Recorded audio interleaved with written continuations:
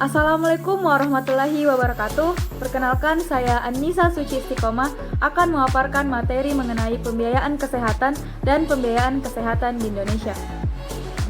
Nah, sebelum memasuki definisi dari pembiayaan kesehatan, alangkah lebih baiknya kita mengetahui definisi dari biaya itu sendiri. Jadi, biaya merupakan sesuatu yang dikeluarkan biasanya dalam bentuk dana atau uang untuk memperoleh atau menghasilkan sesuatu. Selanjutnya, definisi dari pembiayaan kesehatan. Nah, definisi dari pembiayaan kesehatan ini terbagi atas dua sisi. Sisi pertama yaitu sisi provider. Dari sisi provider menyatakan definisi dari pembiayaan kesehatan adalah besarnya dana yang harus disediakan untuk menyelenggarakan upaya kesehatan. Nah, dari sisi kedua adalah sisi konsumen. Dari sisi konsumen mendefinisikan pembiayaan kesehatan sebagai besarnya dana yang harus disediakan untuk memanfaatkan upaya kesehatan. Pembiayaan kesehatan juga dapat didefinisikan sebagai pengelolaan penggalian, pengalokasian, dan pembelanjaan dana kesehatan untuk mendukung penyelenggaraan pembangunan kesehatan guna meningkatkan derajat kesehatan yang setinggi-tingginya. Pembiayaan kesehatan yang kuat, stabil, dan berkesinambungan memegang peranan penting dalam penyelenggaraan pelayanan kesehatan dalam upaya mencapai berbagai tujuan pokok dari pembangunan kesehatan di berbagai negara.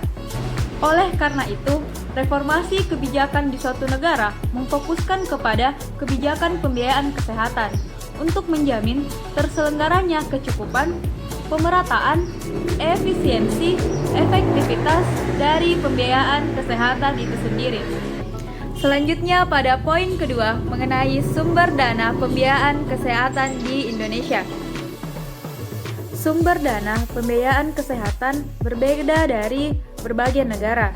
Namun, secara garis besar, pembiayaan kesehatan berasal dari anggaran pemerintah, anggaran masyarakat, bantuan biaya dari dalam dan luar negeri, serta gabungan dari anggaran pemerintah dan anggaran masyarakat.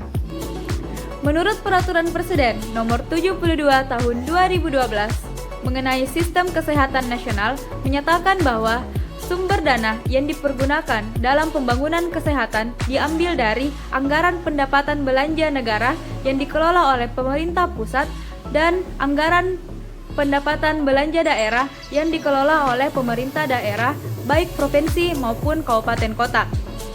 Selain bersumber dari pemerintah, sumber dana lainnya bisa didapatkan melalui partisipasi masyarakat, peranan swasta, dan sumber yang lain yang memang diperuntukkan untuk pembangunan kesehatan. Selanjutnya pada poin ketiga, saya akan membahas tentang fungsi dari pembiayaan kesehatan di Indonesia. Menurut Undang-Undang Nomor 36 Tahun 2009, menetapkan bahwa ada 3 fungsi pembiayaan kesehatan di Indonesia. Fungsi pertama adalah mobilisasi sumber-sumber pembiayaan atau biasa kita sebut dengan penggalian dana. Nah, penggalian dana ini adalah kegiatan untuk menghimpun dana atau anggaran yang dibutuhkan dalam keberlangsungan kegiatan dan pemeliharaan kesehatan.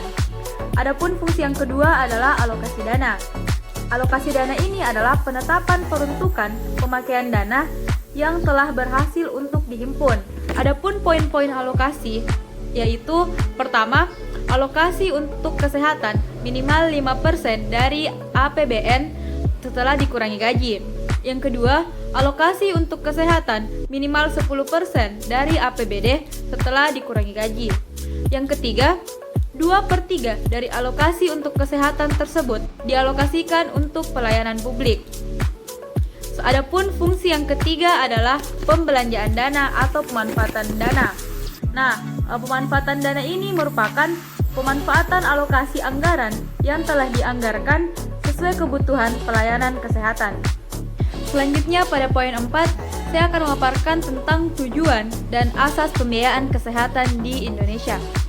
Menurut Undang-Undang Nomor 36 Tahun 2009, tujuan dari pembiayaan kesehatan di Indonesia adalah untuk menyediakan pembiayaan kesehatan yang berkesinambungan dengan jumlah yang mencukupi, teralokasikan secara adil, dan termanfaatkan secara berhasil guna dan berdaya guna untuk menjamin terselenggaranya pembangunan kesehatan agar meningkatkan derajat kesehatan yang setinggi-tingginya. Pembiayaan kesehatan diselenggarakan berasaskan kecukupan, menyeluruh, berkesinambungan, berhasil guna, berdaya guna, menjamin pemerataan, berkeadilan, dan transparan, serta akuntabel. Selanjutnya pada poin kelima mengenai isu strategi pembiayaan kesehatan di Indonesia.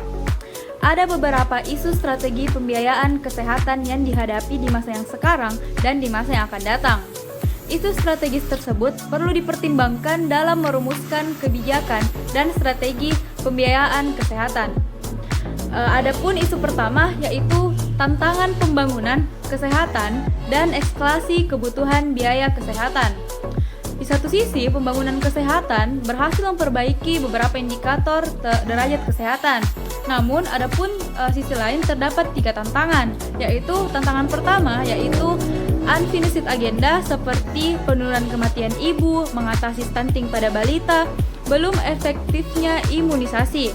Tantangan yang kedua adalah meningkatnya penyakit tidak menular. Mengikuti penuaan struktur umur penduduk dengan konsekuensinya pembiayaan yang terus meningkat. Tantangan yang ketiga yaitu terungkapnya peran penting lintas sektor yang selama ini belum digerakkan secara maksimal. Nah, semua tantangan tersebut menyebabkan kebutuhan pembiayaan yang semakin besar. Isu yang kedua yaitu pembiayaan bias pada UKP. Nah, parsialisme dan fragmentasi telah mendorong dominasi UKP dalam belanja kesehatan. Akibatnya, UKM dan PSK termarginalisasi. Ini menyebabkan banyak target indikator derajat kesehatan tidak tercapai, karena sebagian besar indikator dan target tersebut utamanya memerlukan intervensi kesehatan masyarakat. Seperti pemberantasan TB, menekan laju kenaikan HIV, mengatasi stunting pada balita, pengendalian konsumsi rokok, menjamin akses air bersih, dan lain sebagainya. Isu yang ketiga mengenai tanggung jawab pemerintah dalam pembiayaan UKP dan UKM. Pola masalah kesehatan saat sekarang dapat berkembang ke masa yang akan datang. Nah, dapat menunjukkan semakin pentingnya intervensi UKM dan penguatan sistem kesehatan. Oleh karena itu, peranan pemerintah dalam pembiayaan kesehatan tidak bisa direduksi lagi, bahkan kebutuhannya semakin meningkat. Di samping itu, pemerintah juga akan terus bertanggung jawab membiayai subsidi premi penduduk miskin dalam skema jaminan kesehatan nasional.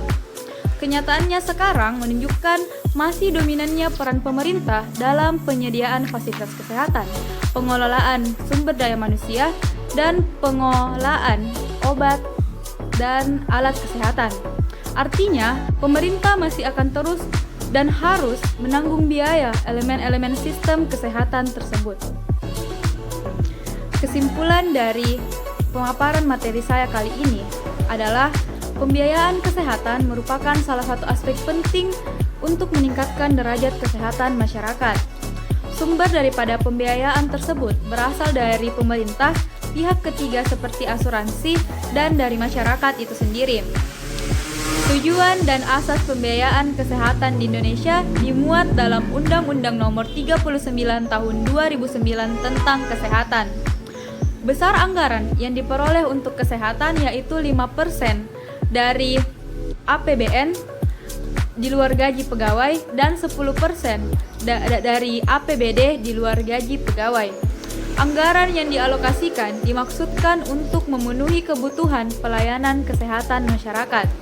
Adapun berbagai isu-isu tentang strategi pembiayaan kesehatan perlu dipertimbangkan dalam memilih atau membuat kebijakan mengenai pembiayaan kesehatan demi terwujudnya peningkatan derajat kesehatan di Indonesia. Itulah tadi pemaparan singkat tentang pembiayaan kesehatan di Indonesia. Lebih dan kurangnya mohon dimaafkan. Semoga apa yang saya paparkan dapat bermanfaat bagi kita semua. Wabillahi taufiq wal hidayah. Wassalamualaikum warahmatullahi wabarakatuh.